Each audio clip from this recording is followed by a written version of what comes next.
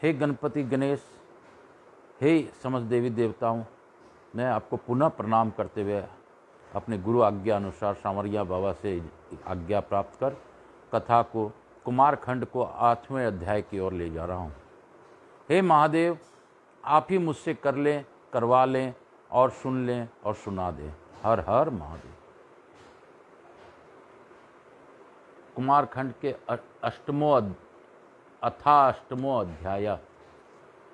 देवराज इंद्र, विष्णु तथा वीर के आदि के साथ तारकासुर का युद्ध। ब्रह्मा जी बोले, हे तात, हे नारद, इस प्रकार मैंने देव दानव सेनाओं से भयंकर युद्ध का वर्णन किया। अब दोनों सेनाओं के सेनापति कार्तिकेय और तारकासुर के युद्ध का वर्णन सुनिए।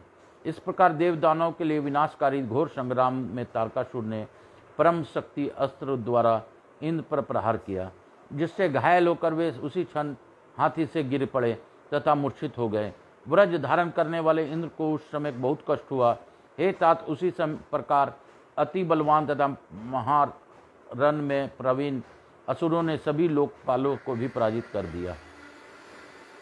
युद्ध करते हुए दूसरे देवगण भी दैत्यों से पराजित हो गए और उनके तेज को न सह सकने के कारण इधर उधर भागने लगे।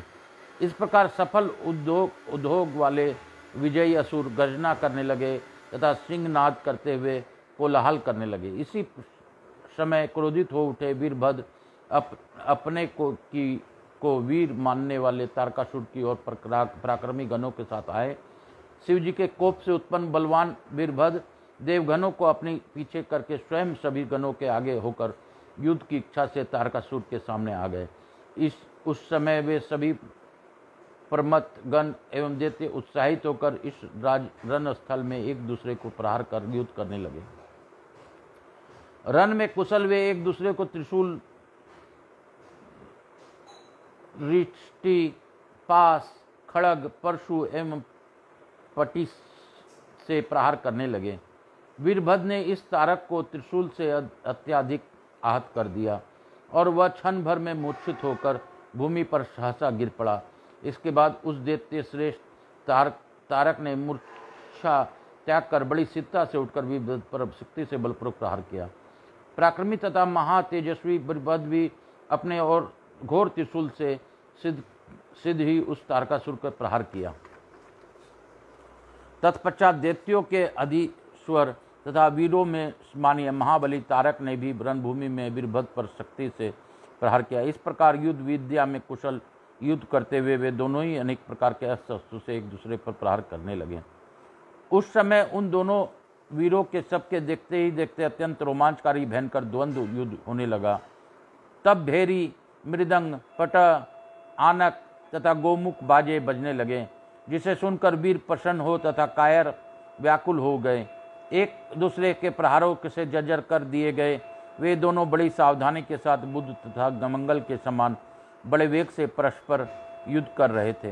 तब तारकासुर के साथ वीरभद्र का ऐसा युद्ध देखकर वहां वीरभद्र के पास जाकर शिव जी के प्रिय आप कहने लगे। नारद जी बोले, हे वीरभद्र, हे महावीर, आप गणों में श्रेष्ठ हैं। आप इस युद्ध से हट जाइए, क्योंकि आपके द्वारा इसका वध उचित नहीं है। आपके इस वचन को सुनकर गणों में अग्रणी कुपित वीरभद्र हाथ जोड़कर आपसे कहने लगे। वीरभद्र बोले, हे महाप्राज्ञ, हे मुनिवर्य, आप मेरे श्रेष्ठ वचनों को सुनिए।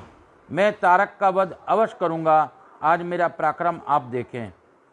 जो वीर अपने स्वामी को युद्ध भूमि में ले आते हैं वे पापी तथा महान नपुंसक होते हैं और रण क्षेत्र में नष्ट हो जाते हैं। वे अशुभ गति प्राप्त करते हैं तथा उनके नरक अवश्य प्राप्त होते हैं। हे मुने, आप मुझे वीरभद्र जानिए। आप पुनः ऐसा कभी मत कहिएगा।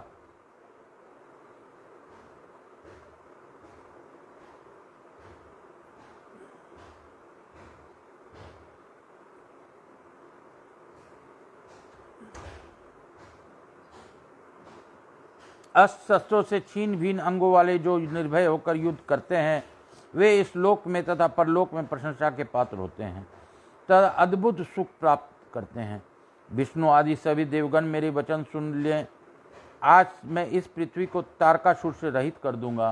ऐसा कहकर त्रिशूल धारण किए हुए वीरभद्र परमथ गणों के साथ लेकर मन में शिव जी का स्मरण कर तारकासुर के साथ युद्ध करने लगे। वृषभ पर बैठे हुए उत्तम त्रिशूल धारण किए हुए तथा 3 नेत्र वाले अनेक महावीरों के साथ रण में विद्यमान थे। वीरभद्र सुशोभित हो रहे थे। सैकड़ों गण कोलाहल करते हुए वीरभद्र को आगे करके निर्भय हो दानवों के साथ युद्ध करने लगे।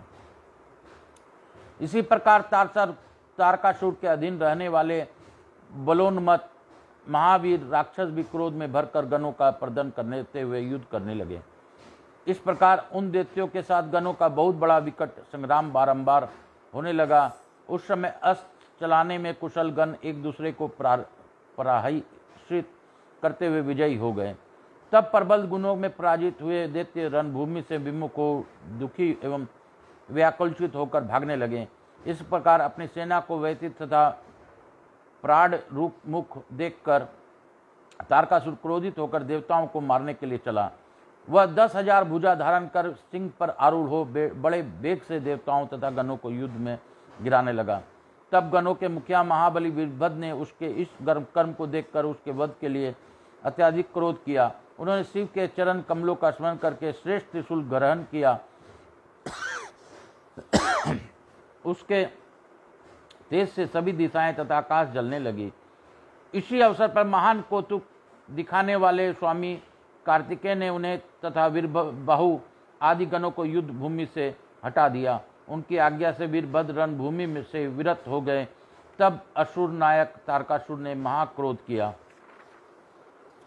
अनेक अस्त्रों के चलाने तथा युद्ध में कुशल वह तारकासुर सीधी देवताओं को पीड़ित करके उनके ऊपर वान वृष्टि करने लगा।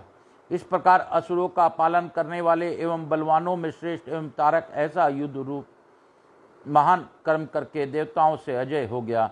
इस प्रकार असुरों के द्वारा मारे जाते हुए तथा भयभीत उन देवताओं को देखकर विष्णु क्रोध करके युद्ध के लिए सिद्ध उद्धत हो गए। भगवान विष्णु सुदर्शन चक्र, शंख, धनुष तथा अन्य अस्त्र धारण कर रण हेतु महादैत्य तारक के सम्मुख पहुंच गए। तदंतर हे मुने, सबके देखते देखते तारकासुर तथा विष्णु का रोमांचकारी अति भयंकर तथा घोर युद्ध होने लगा। विष्णु ने बड़े वेग के साथ गदा उठाकर असुर तारक पर प्रहार किया। महाबली तारक ने भी त्रिशिखर शिख से उस गदा के 2 टुकड़े कर दिए। तब देवताओं के अभय देने वाले भगवान विष्णु अत्यंत क्रोधित हो गए और उन्होंने शांख धनुष से छोड़े गए बाणों में से उस असुर नायक पर प्रहार करना प्रारंभ कर दिया। शत्रु वीरों का हनन करने वाले उस महावीर तारकासुर ने भी अपने तीक्ष्ण बाणों से उनके समस्त बाणों का सित्ता से काट दिया। इसके बाद तारकासुर ने अपनी शक्ति से विष्णु पर सित्तापूर्वक प्रहार किया। इसके प्रहार से मूर्छित होकर वे विष्णु पृथ्वी पर गिर पड़े। तब क्षण भर के बाद चेतना प्राप्त कर वे उठ गए और उन्होंने महान सिंहनाद करके क्रोध के साथ जलती हुई अग्नि के समान तेजस्वी चक्र को धारण किया। विष्णु ने उस चक्र से दैत्य राज पर प्रहार किया और उस तीव्र प्रहार से आहत होकर वह पृथ्वी पर गिर पड़ा। बलशाली उस असुर नायक दैत्य राज तारक ने पुनः उठकर बड़ी तेज के साथ अपनी शक्ति से सुदर्शन चक्र को काट दिया और उसी महाशक्ति से देवताओं के प्रिय अच्युत पर प्रहार किया। तब महावीर विष्णु ने भी नंदक नामक खड़ग से उस पर प्रहार किया। हे मुने, इस प्रकार अच्छी बल वाले बलवान विष्णु तथा तारकासुर दोनों ही रणों के एक दूसरे से घोर संग्राम करते रहे। इस प्रकार श्री महापुराण अंतर्गत द्वितीय रूस संहिता चतुर्थ कुमार खंड में देवों और दैत्यों का सामान्य युद्ध वर्णन नामक 8वां अध्याय पूर्ण हुआ। बोलो शंकर भगवान की जय, बोलो मेरे महादेव की जय, बोलो मेरे विश्वनाथ की जय, काशी विश्वनाथ की जय, कार्तिकेय कुमार की जय। हे भोला सब दुख काटो मारा, हे शंभो सब दुख काटो मारा, हे बाबा सब दुख काटो मारा। हे विश्वनाथ सब दुख काटो नाथ। कार्तिकेय जी की जय, विष्णु भगवान की जय। शिव काशी शिव काशी, काशी काशी शिव काशी, काशी काशी शिव काशी। अर्थ नवमो अध्याय। ब्रह्मा जी बोले, हे देवदेव, हे ग्रह, हे स्वामिन, हे शंकर पुत्र, हे पार्वती सुत, विष्णु तथा तारकासुर का यह व्यर्थ संग्राम शोभा नहीं देता। यह अति बलवान तारक विष्णु से नहीं मरेगा, क्योंकि मैंने इसको वरदान दिया है। यह मैं सत्य सत्य कह रहा हूँ। हे पार्वती सुत, आपके बिना इन पापी को मारने वाला अन्य कोई नहीं है, इसलिए हे महाप्रभु, आप मेरा यह वचन स्वीकार कीजिए। हे परंतप, अब आप शीघ्र ही इस दैत्य को वध के लिए तत्पर हो जाइए। हे शिवापुत्र, इसको मारने के लिए ही आप शंकर जी से उत्पन्न हुए हैं। हे महावीर, आप रणभूमि में इन पीड़ित देवगणों की रक्षा कीजिए। आप न तो बालक हैं न युवा हैं, किंतु सर्वेश्वर प्रभु हैं। आप इस समय व्याकुल इंद्र, विष्णु, अन्य देवताओं एवं गणों को देखिए और इस महादैत्य का वध कीजिए तथा त्रिलोक्य को सुख प्रदान कीजिए। इसने पूर्व काल में लोकपालों सहित इंद्र पर विजय प्राप्त की है और अपनी तपस्या के बल से महावीर विष्णु को भी अपमानित किया है। इस दुरात्मा दैत्य ने संपूर्ण त्रिलोक को जीत लिया और इस समय आपके सानिध्य के कारण उन देवताओं को से पुनः युद्ध किया। इस कारण आप इस दुरात्मा पापी तारकासुर का वध कीजिए। हे शंकरात्मज, यह मेरे वरदान के कारण आपके सिवा किसी अन्य से नहीं मारा जा सकता। ब्रह्मा जी ने कहा, मेरी यह बात सुनकर का शंकर पुत्र कार्तिक के प्रशंसित होकर हंसने लगे और ऐसा ही होगा, वह यह वचन बोले। तब वे महाप्रभु शंकर पुत्र असुर के वध का निश्चय कर विमान से उतरकर पैदल हो गए। उस युद्धभूमि में अपने हाथों से महोलका के समान महाप्रभा युक्त देदीप्यमान शक्ति नामक अस्त्र का धारण किए वे शिवपुत्र कार्तिकेय पैदल दौड़ते हुए अत्यंत शोभायमान हो रहे थे। अत्यंत प्रचंड महाधैर्यशाली और अप्रमेय कार्तिकेय को अपने सम्मुख आता देखकर उस तारकासुर ने देवगणों से कहा, क्या शत्रु का वध करने वाले कुमार ये ही हैं? मैं अकेले ही इस कुमार एवं अन्य वीरों के साथ युद्ध करूंगा और लोकपालों सहित समस्त गण एवं विष्णु आदि देवताओं का वध करूंगा। ऐसा कहकर वह महाबली तारक कुमार को उद्देश्य करके युद्ध करने के लिए चला। उसने हाथ से अत्यंत अद्भुत शक्ति ले ली और वह श्रेष्ठ देवताओं से कहने लगा। तारक बोला, हे देवगणों, तुम लोगों ने इस बालक कुमार को मेरे आगे कैसे कर दिया? तुम सब बड़े निर्लज हो। इंद्र और विष्णु तो विशेष रूप से लज्जाहीन हैं। पूर्व समय में भी इन दोनों ने वेद विरुद्ध कर्म किए हैं। मैं विशेष रूप से उनका वर्णन कर रहा हूँ, तुम लोग सुनो। इन दोनों में विशेष रूप से विष्णु तो छली, दोषी तथा विवेकी हैं, जिसने पूर्व काल में पाप पूर्वक छल करके बलि को बांधा था। उसी ने अत्यंत पूर्वक वेद मार्ग का त्याग कर धूर्तता से मधु तथा केटब नामक राक्षस सिर काट लिया था। उसके बाद देवता एवं देवतियों के अमृतपान के समय उसने मोहिनी रूप धारण कर भक्ति भेद किया और वेद मार्ग को दूषित किया। उसने राम अवतार लेकर ताड़का स्त्री का वध किया, बलि को छिपकर मारा तथा बाली को छिपकर मारा तथा विसर्वा के पुत्र विप्र रावण का वध किया। इस प्रकार उसने वेद नीति का विनाश किया। पाप प्रायण इसने बिना अपराध के ही अपने स्त्री का परित्याग कर दिया। इस प्रकार अपने स्वार्थ के लिए इसने वेद मार्ग को ध्वस्त किया। छठे परशुराम अवतार में इस विदुष्ट ने अपने माता का सिर काट ली दिया और गणेश को युद्ध में हराकर गुरुपुत्र का अपमान किया। कृष्णावतार में इसने कुल धर्म के विरुद्ध वेद मार्ग को छोड़कर बहुत से विवाह किए और अनेक नारियों को दूषित किया। इसके बाद 9वें बुद्ध अवतार में उसने वेद मार्ग की निंदा की और वेद मार्ग का विरोध करने वाले नास्तिक मत का स्थापन किया। इस प्रकार जिसने वेद मार्ग को छोड़कर पाप किया है, वह युद्ध में कैसे विजयी हो सकता है और कैसे धर्मात्माओं से श्रेष्ठ हो सकता है? इसी प्रकार इसका ज्येष्ठ भ्राता इंद्र भी महापापी कहा गया है। उसने भी अपने स्वार्थ के लिए नाना प्रकार के पाप किए हैं। उसने अपने स्वार्थ के लिए दीति के गर्भ में प्रवेश कर गर्भस्थ बालक के टुकड़े टुकड़े कर दिए, गौतम की स्त्री से व्यभिचार किया और ब्राह्मण कुमार वृद्ध का वध किया। विश्वरूप ब्राह्मण का जो असुरों को भागनीय तथा इंद्र का गुरु भी था, उसका सिर काटकर इसने वेद मार्ग को विनष्ट किया। इस प्रकार विष्णु एवं इंद्र वे दोनों बार बार अनेक पाप करके तेज से रहित तथा विनिष्ट पराक्रम वाले हो गए हैं।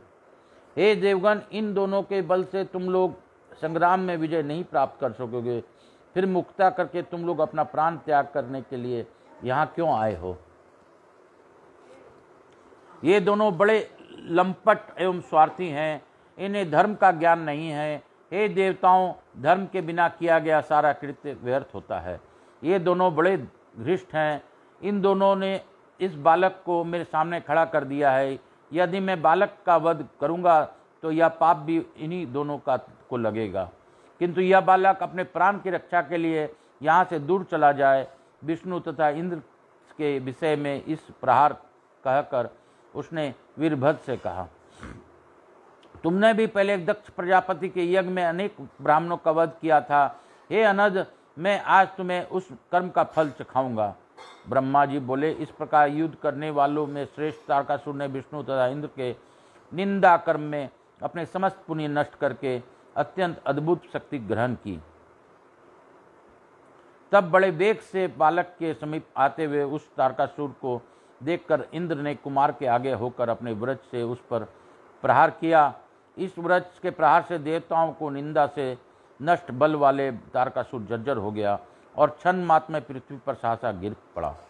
तब गिरने पर भी उठकर उसने बड़े वेग से इंद्र पर अपनी शक्ति से प्रहार किया और हाथी पर चढ़े इंद्र को पृथ्वी पर गिरा दिया। इस प्रकार इंद्र के गिरने पर महान हाहाकार होने लगा। यह देखकर देवताओं की सेना में शोक छा गया। हे नारद, उस समय तारक ने भी धर्म विरुद्ध एवं दुखदायक जो कर्म अपने नाश के लिए किया, उसे आप मुझसे सुने। उसने गिरे हुए इंद्र को अपने पैरों से रौंदकर उनके हाथ में वज्र छीनकर उसी वज्र से उन पर प्रहार किया। इस प्रकार इंद्र को तिरस्कृत होता हुआ देखकर प्रतापशाली भगवान विष्णु ने चक्र उठाकर तारकासुर पर प्रहार किया। उस चक्र के प्रहार से आहत होकर वह तारकासुर पृथ्वी पर गिर पड़ा। पुनः उठकर उस दैत्य राज ने शक्ति नामक अस्त्र से विष्णु पर प्रहार किया। उस शक्ति के प्रहार से विष्णु पृथ्वी पर गिर पड़े। इससे बड़ा हाहाकार मच गया और देवता लोग जोर जोर से चिल्लाने लगे। एक निमेष मात्र में पुनः अभी विष्णु उठे ही रहे थे, तभी उस समय वीरभद्र उस असुर के समीप आ गए।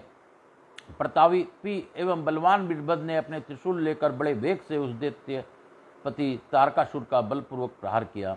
तब उस त्रिशूल के लगते ही वह महातेजस्वी तारक पृथ्वी पर गिर पड़ा और गिरने पर ही क्षण मात्र में उठ गया। तब समस्त असुरों के सेनापति उस महावीर ने क्रोध करके अपने परम शक्ति द्वारा वीरभद्र को छाती पर प्रहार किया। क्रोध से चलाए गए उस प्रचंड शक्ति नामक अस्त्र से छाती पर लगते ही वीरभद्र भी क्षण मात्र में मूर्छित होकर पृथ्वी पर गिर पड़े। तब गणों सहित देवता, गंधर्व, उरग तथा राक्षस बड़ा हाहाकार करते हुए बार बार चिल्लाने लगे। क्षण भर के पश्चात शत्रुनाशक महातेजस्वी वीरभद्र जलती हुई अग्नि के समान प्रभाव वाले विद्युत के समान दीप्तिमान त्रिशूल लेकर युद्ध स्थल में शोभित होने लगे।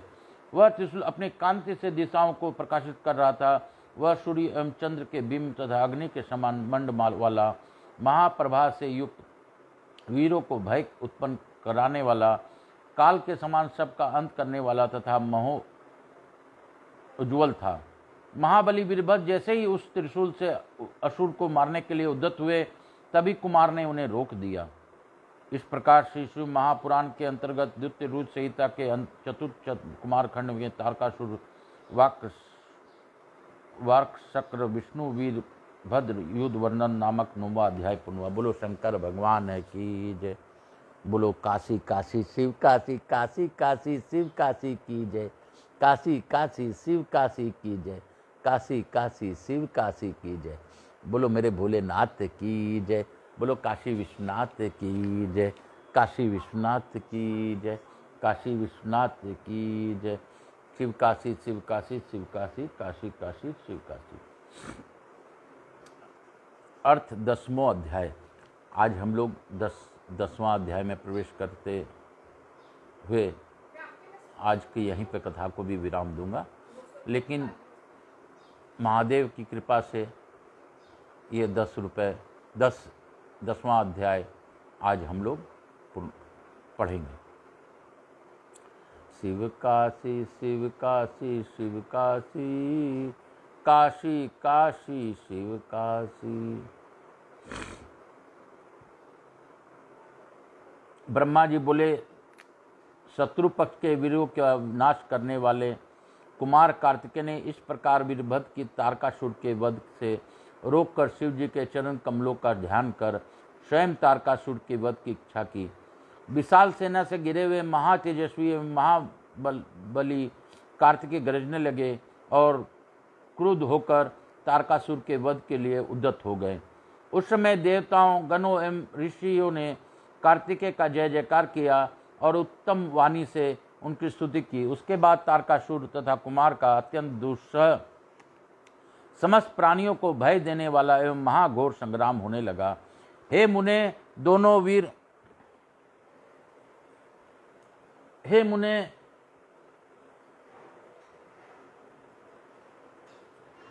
वीर हाथ में शक्ति नामक अस्त्र लेकर परस्पर युद्ध करने लगे। उस समय सभी देखने वाले को महान आश्चर्य हो रहा था।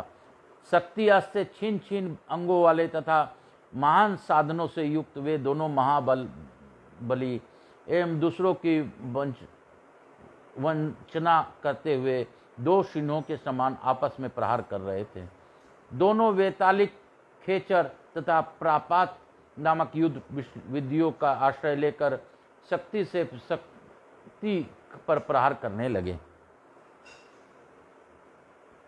महावीर, महाबली एवं पराक्रमी के दोनों ही एक दूसरे को जीतने की इच्छा से इन युद्ध कलाओं से अद्भुत युद्ध कर रहे थे।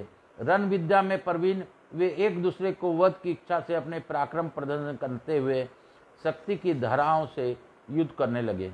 वे दोनों परस्पर एक दूसरे को सिर, कंठ, उरु, जानु, कटी प्रदेश, ध्वजस्थल, हृदय देश तथा पृष्ठ पर आघात कर रहे थे।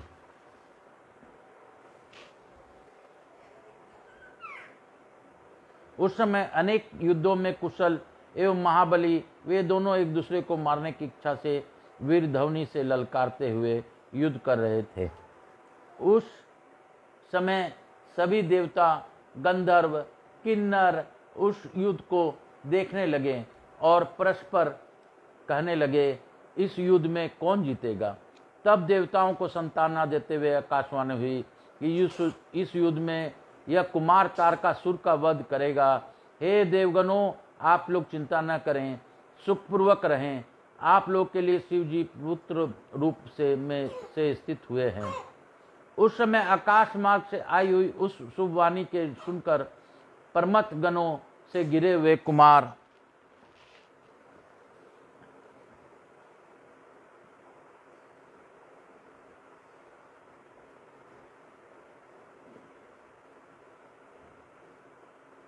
उस शुभ वाणी को सुनकर परमत गणों से घिरे हुए कुमार अत्यंत प्रसन्न हुए और दैत्यराज तारकासुर को मारने हेतु तत्पर हुए।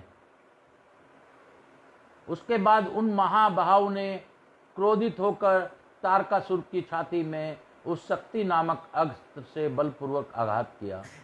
तब दैत्य श्रेष्ठ उस तारकासुर ने भी उस शक्ति को तिरस्कार कर अत्यंत कुपित होकर कुमार पर अपनी शक्ति से प्रहार किया। उस शक्ति के प्रहार से कार्तिकेय मूर्छित हो गए। पुनः थोड़ी देर पश्चात चेतना युक्त हो गए और महर्षि गण उनकी स्तुति करने लगे। मदोन्मत्त सिंह की भांति उन प्रतापी कुमार ने तारकासुर का वध करने की इच्छा से शक्ति से उस पर प्रहार किया। इस प्रकार शक्ति युद्ध में निपुण कुमार तथा तारकासुर क्रोध से भरकर युद्ध करने लगे। युद्ध में परम अभ्यस्त वे दोनों ही एक दूसरे को विजय प्राप्त करने की इच्छा से पैदल ही पैंतरा देकर बड़ी तेजी से युद्ध कर रहे थे। दोनों ही अनेक प्रकार के घातों से एक दूसरे को प्रहार कर रहे थे, एक दूसरे का छिद्र देख रहे थे। वे दोनों ही पराक्रमी गर्जना कर रहे थे। सभी देवता, गंधर्व तथा किन्नर युद्ध देख रहे थे। सभी आश्चर्य से चकित थे और कोई भी किसी से कुछ भी नहीं कह रहा था। उस समय पवन का चलना भी बंद हो गया, सूर्य की कांति फीकी पड़ गई और पर्वत एवं वन काननों सहित सारी पृथ्वी कांप उठी। इसी बीच हिमालय आदि सभी प्रमुख पर्वत स्नेहाभिभूत होकर कुमार की रक्षा के लिए वहां पहुंचे। तब शंकर एवं पार्वती के पुत्र कार्तिकेय ने उन सभी पर्वतों को भयभीत देखकर समझाते हुए कहा। कुमार बोले, हे महाभाग पर्वतों, आप लोग खेद मत करो और चिंता मत करो, मैं आप सभी के देखते देखते इस पापी का वध करूंगा। इस प्रकार उन्होंने पार्वती गणों तथा देवताओं को ढाढ़स देकर गिरिजा एवं शंभु को प्रणाम करके अत्यंत देदीप्यमान शक्ति को हाथ में लिया। उस तारक को मारने की इच्छा से शंभु पुत्र महावीर महाप्रभु कुमार हाथ में शक्ति लिए हुए उस समय अद्भुत शोभा पा रहे थे। इस प्रकार शंकर जी के तेज से संपन्न कुमार कार्तिकेय ने लोक को क्लेश देने वाले उस तारकासुर का उस शक्ति से प्रहार किया। तब सभी असुरगण का अधिपति महावीर तारक नामक असुर सहसा छिन्न भिन्न अंगों वाला होकर उसी क्षण पृथ्वी पर गिर पड़ा। हे मुने, कार्तिकेय ने इस प्रकार उस असुर का वध किया और वह भी सबके देखते देखते वहीं पर लय को प्राप्त हो गया। महाबलवान तारक को रणभूमि में गिरा हुआ देखकर वीर कार्तिकेय ने पुनः इस प्राणविहीन पर प्रहार नहीं किया। तब उस तारक नामक महाबली महादेव की मृत्यु हो जाने पर देवगणों ने असुरों को विनिष्ट कर दिया। कुछ युद्ध से भयभीत होकर हाथ जोड़ने लगे, कुछ छिन्न भिन्न अंगों वाले हुए और हजारों दैत्य मृत्यु को प्राप्त हो गए। शरण की इच्छा वाले कुछ दैत्य हाथ जोड़कर रक्षा कीजिए ऐसा कहते हुए कुमार की शरण में चले गए। कुछ मारे गए, कुछ भाग खड़े हुए और कुछ भागते समय देवताओं के द्वारा मारे जाने से पीड़ित हो गए। जीने की इच्छा वाले हजारों दैत्य पाताल लोक में प्रविष्ट हो गए और कुछ दीनतापूर्वक निराश होकर भाग गए। हे मुनीश्वर, इस प्रकार संपूर्ण दैत्य सेना विनिष्ट हो गई। उस समय देवताओं तथा गणों के भय से कोई भी असुर वहां रुक न सका। उस दुरात्मा के मारे जाने पर सभी लोग निष्कंटक हो गए और इंद्र आदि वे सभी देवता आनंद मगन हो गए। इस प्रकार विजय को प्राप्त करने वाले कुमार कार्तिकेय को देखकर सभी देवता एक साथ प्रसन्न हो उठे एवं सारा त्रिलोक्य महासुखी हो गया। उस समय भगवान शंकर भी कार्तिकेय की विजय का समाचार सुनकर अपने गणों तथा पार्वती के साथ प्रसन्नतापूर्वक वहां आ पहुंचे। स्नेह से भरी हुई पार्वती जी सूर्य के समान तेजस्वी अपने पुत्र कुमार को अपनी गोदी में लेकर अत्यंत प्रीतिपूर्वक लाड प्यार करने लगी। उसी समय अपने बंधुओं अनुचरों एवं पुत्र सहित हिमालय भी वहां आकर शंकर पार्वती तथा कुमार की स्तुति करने लगे। तदंतर सभी देवता मुनि सिद्ध एवं चारण शिवा एवं कुमार की स्तुति करने लगे। देवादि को ने आकाश मंडल से पुष्पों की वर्षा की, गंधर्वपति गान करने लगे तथा अप्सराएं नृत्य करने लगे। उसी समय विशेष रूप से बाजे बजने लगे और ऊंचे स्वर से जय शब्द तथा नमः शब्द का उच्चारण बारंबार होने लगा। तब मेरे साथ भगवान विष्णु विशेष रूप से प्रसन्न हुए और उन्होंने आदर पूर्वक शिव, शिवा एवं कुमार की स्तुति की। उसके बाद ब्रह्मा, विष्णु, इंद्र और देवता, मुनि तथा अन्य लोग कुमार को आगे कर प्रेम पूर्वक उनकी आरती उतारने लगे। उसी समय गीत, बाजे और शब्द से तथा वेद ध्वनि से, उद्घोष से महान उत्सव होने लगा और विशेष रूप से स्थान स्थान पर कीर्तन होने लगे। हे मुने, उस समय प्रसन्न समस्त देवगणों ने हाथ जोड़कर गीत वादों से भगवान शंकर की स्तुति की। इसके बाद सबके द्वारा स्तुत तथा अपने गणों से घिरे हुए भगवान रुद्र जगजननी भगवान भवानी के साथ अपने निवास स्थल कैलाश पर्वत पर चले गए। इति श्री शिव महापुराणे द्वितीयाया रुद्र संहिताया चतुर्थ कुमार खंडे तारकासुर वध देवोत्सव वर्णनम नामक 10वां अध्याय। इस प्रकार श्री शिव महापुराण के अंतर्गत द्वितीय रुद्र संहिता चतुर्थ कुमार खंड में तारकासुर वध तथा देवताओं का उत्सव वर्णन नामक 10वां अध्याय पूर्ण हुआ। बोलो शंकर भगवान की जय, बोलो मेरे महादेव की जय। शिव काशी शिव काशी शिव काशी, मोक्ष नगरी काशी की जय। कुमार खंड में मेरे महादेव की जय, मेरे महादेव के रूप कुमार कार्तिकेय की जय। हर हर महादेव, घर घर महादेव, हर हर महादेव, घर घर महादेव।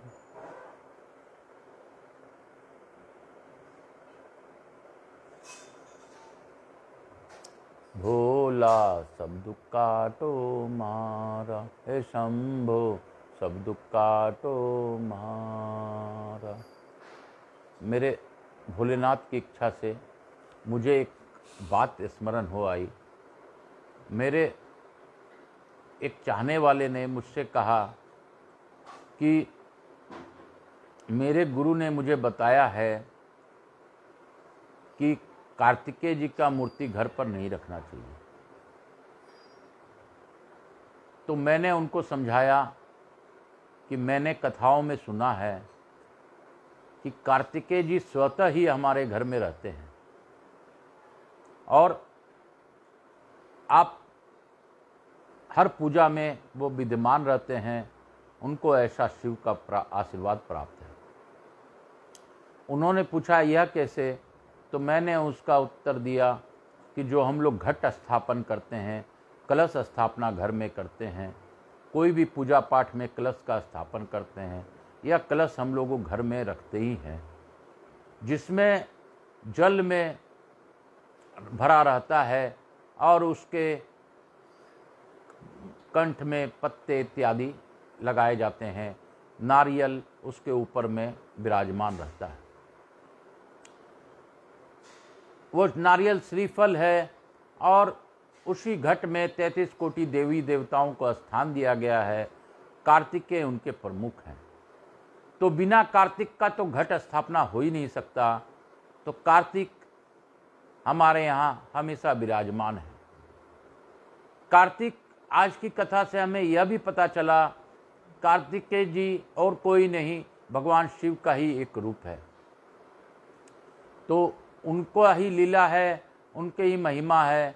उन्होंने ही अपने पुत्र रूप में जन्म लेकर अपनी लीला आगे रची है।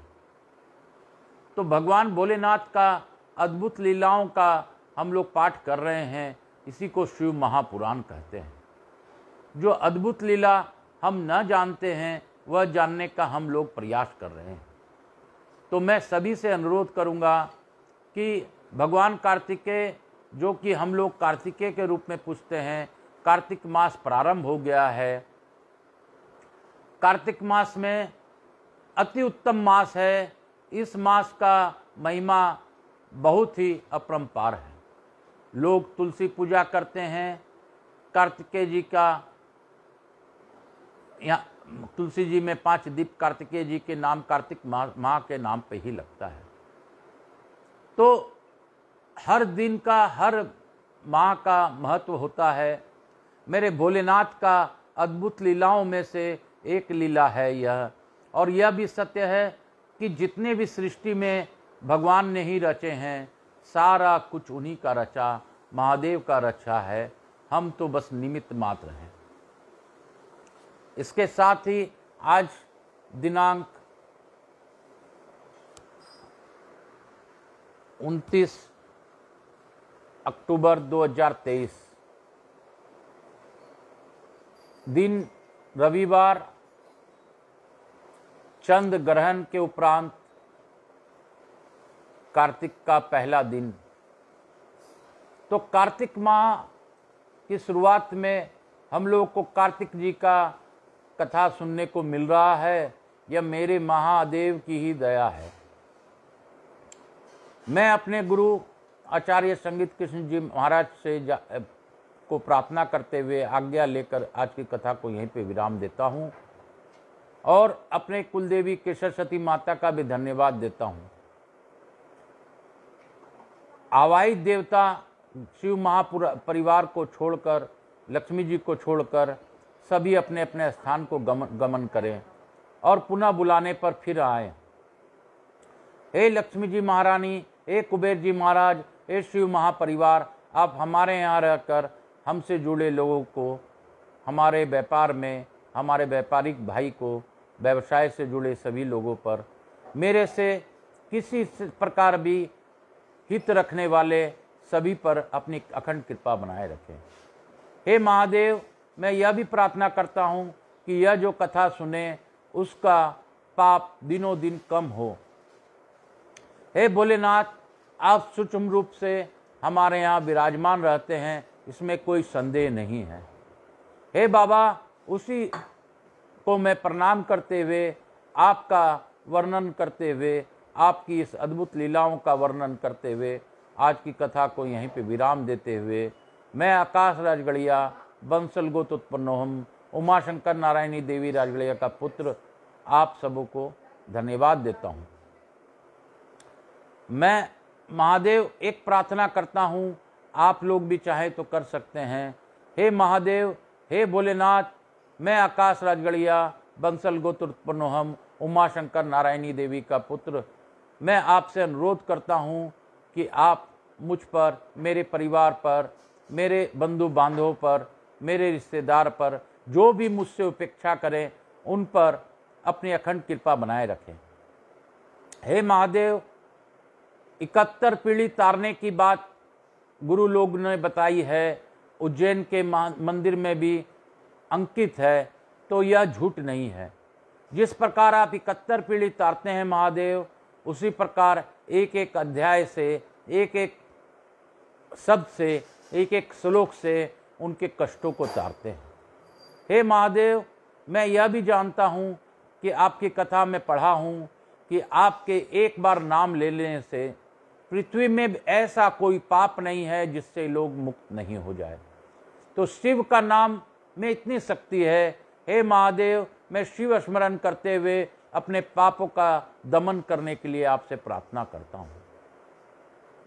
हे शंभो, हे भोलेनाथ, मुझ पर कृपा कीजिए। हे दया सिंधु, हे प्राणनाथ, आप मुझ पर अपनी दया दृष्टि कीजिए। हे भोलेनाथ, यह मोह माया क्षणभंगर में जो आपने मुझे परिवार दिया है, इस परिवार को आगे किस प्रकार ले जाना है, इनकी इच्छाओं की पूर्ति आपको कैसी करनी है, वो आप जाने। मेरा बस आपके शरण में आना मेरा काम है। आपको मेरी बिगड़ी बनाना किस प्रकार करना है, वो आप ही जानते हैं। हे महादेव, मैं पुनः आपसे और क्या मांगूं, मैं तो बस मांगता ही रहता हूँ। हे बाबा, मेरे को क्षमा कीजिए। और हे भोलेनाथ, हे पिता, हे उमाशंकर नारायणी रूप में महादेव, हे शिव पार्वती, मैं आपको पुनः प्रणाम करता हूँ, आपको धन्यवाद देता हूँ। आपने जो भी मुझे दिया है वह आपका ही प्रसाद है। हे महादेव, उस प्रसाद को ग्रहण करते हुए आज की कथा को यहीं पे विराम दूंगा। आप मुझ पर अपनी अखंड कृपा बनाए रखिए, आपसे यही प्रार्थना है। हे भोला, सब दुख काटो मारा, हे शंभो, सब दुख काटो मारा। शिव शंकर जपू तेरी माला, बाबा भोला जपू तेरी माला, के भोला सब दुख काटो मारा। हे कार्तिके नाथ, सब दुख काटो मारा।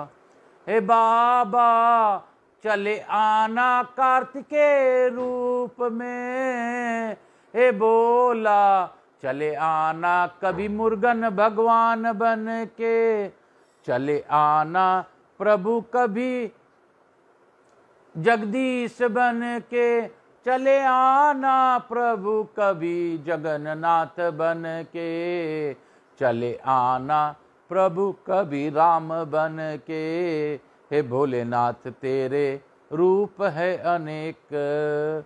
हे बाबा, दया करो, दया करो, हम बच्चों पर कृपा करो, कृपा करो, कृपा करो, हे महादेव दया करो, हम तो बस आपको पुकारते हैं, हम पर दया करो, दया करो, दया करो, दया करो। हर हर महादेव, घर घर महादेव, हर हर महादेव, घर घर महादेव। श्री शिवाय नमस्तुभ्यम। हर हर महादेव।